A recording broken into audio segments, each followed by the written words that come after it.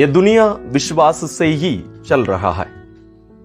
हम विश्वास को यदि हमारे इस दुनिया से हटा दें, जीना संभव नहीं है।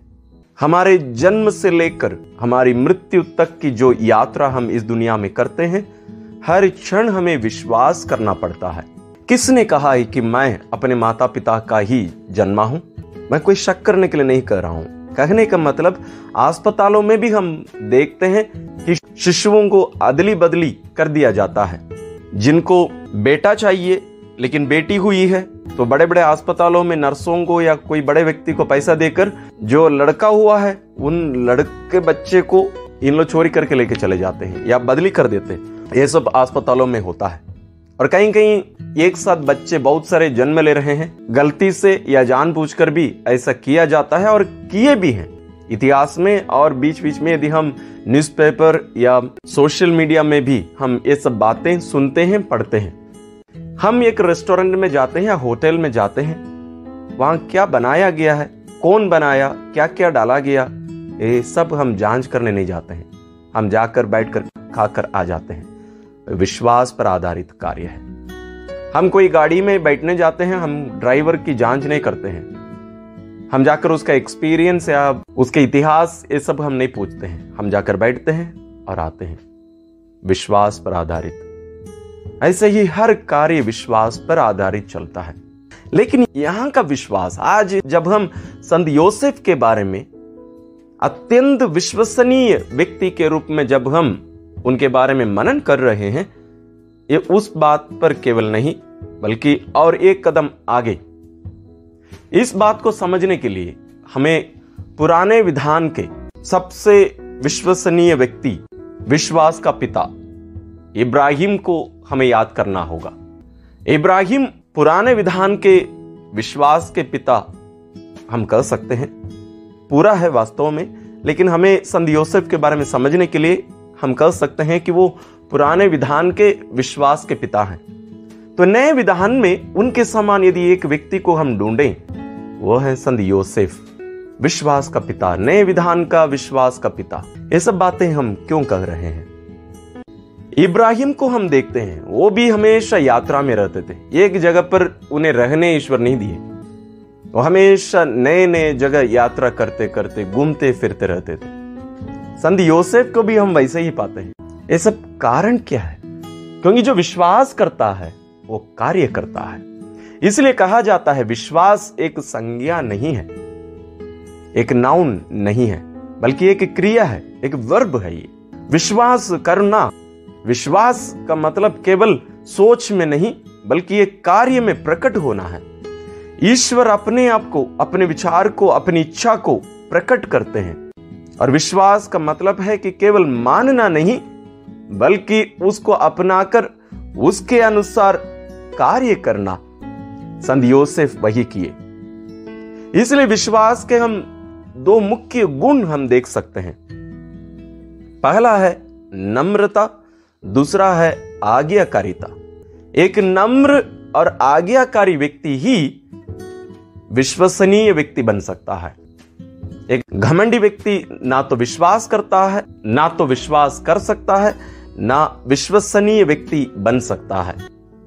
हम संत योसेफ में इन तीनों गुणों को देखते हैं। वो नम्रते, आज्ञाकारिते और विश्वसनीय ठहराए और विश्वसनीय रहे। ये कैसे संभव हुआ? ये बात हमारे लिए बहुत महत्वपूर्ण है। इसको समझने के लिए हम संत योसेफ के जीवन में घटी 3 घटनाओं को हमें याद करना होगा। तीनों घटनाएं सपने में घटित हुई।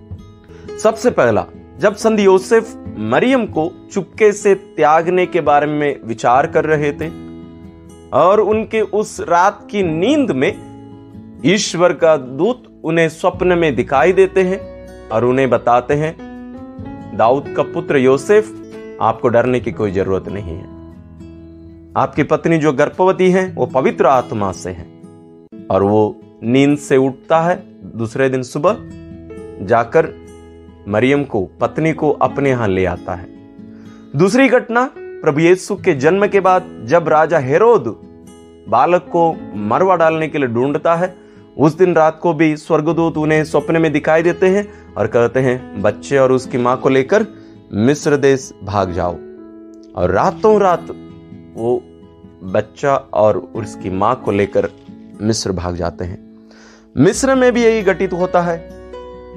राजा हेरोद की मृत्यु के बाद स्वर्गदूत फिर दिखाई देते हैं और कहते हैं जो बच्चे को मरवा डालने के लिए खोज रहे थे वे स्वयं अभी नहीं रहे, बच्चे को लेकर अभी नासरत जाओ। हम देखते हैं संत योसेफ को हमेशा कार्य करते हुए, कहीं चुपचाप बैठते हुए हम नहीं देखते हैं, ना कि हम उन्हें बात करते हम सुनते हैं या देखते हैं। बाइबल में कहीं भी एक भी घटना नहीं है जहां संत योसेफ किसी से कुछ पूछ रहे हों या किसी को कुछ कह रहे हों। इन तीनों घटनाओं में हम एक समानता पाते हैं। 3 कदम या 3 कार्य हम उसमें देख सकते हैं। सबसे पहला है सुनना। सुनने के लिए हम देखते हैं संत योसेफ मौन रहते थे। जब तक हम मौन नहीं रह सकते हम किसी की बात सुन नहीं सकते। संत योसेफ मौन रहते थे क्योंकि वो ईश्वर के साथ जुड़े रहते थे, उन्हें कोई शब्द की जरूरत नहीं। और उस मौन वातावरण में, शांत वातावरण में ईश्वर उनसे बातें किया करते थे, अपनी इच्छा उन पर प्रकट किया करते थे। संत योसेफ उन बातों को ध्यान से सुनते, ग्रहण करते और उठते हैं। वो वहीं रहते नहीं है, केवल सुनकर वहीं बैठे नहीं रहते या लेटे नहीं रहते, वो उठते हैं, खड़े हो जाते हैं और जो कार्य उन्हें करने को कहा गया था उस कार्य संपन्न करने के लिए वो निकल पड़ते हैं। यही है विश्वास। विश्वास क्रियाशील है। विश्वास कोई संज्ञा नहीं जैसे मैंने कहा, बल्कि वो एक क्रिया है। इसलिए गलातियों के नाम संत पौलुस के पत्र में संत पौलुस लिखते हैं अध्याय 5 पद संख्या 6 में, महत्व विश्वास का है जो प्रेम से अनुप्रेरित है। विश्वास प्रेम से अनुप्रेरित है यानी क्रियाशील है। विश्वास करने का मतलब प्रेम से उसको जीना, प्रकट करना, उसको पूरा करना है। और संत योसेफ अपने जीवन में इसको पूरा करके दिखाए। इसलिए माता कलीसिया संत योसेफ को अत्यंत विश्वसनीय व्यक्ति के रूप में हमारे सामने विश्वास का आदर्श के रूप में पेश करती है। हमारे लिए चाहिए कि हम उनसे इस गुण को सीखें, क्योंकि इसके बिना कोई ईश्वर के राज्य में प्रवेश नहीं कर सकता। इसलिए संत मदर तेरेसा कहा करती थी, ईश्वर नहीं चाहते कि हम सफल हों, बल्कि ये चाहते हैं कि हम विश्वसनीय रहें। संत योसेफ हमें ये शिक्षा देते हैं, प्रेरणा देते हैं। आइए हम उनसे सीखें, उनके समान बने। हम भी नम्र और आज्ञाकारी बने, हम भी शांत रहना सीखें। उस शांत वातावरण में ईश्वर से जुड़े, ईश्वर की आवाज सुने, उसके द्वारा ईश्वर जो प्रकट करते हैं उस कार्य को करने के लिए हम उठें, जागें और कार्य करें। संत योसेफ के समान हम भी विश्वसनीय बने।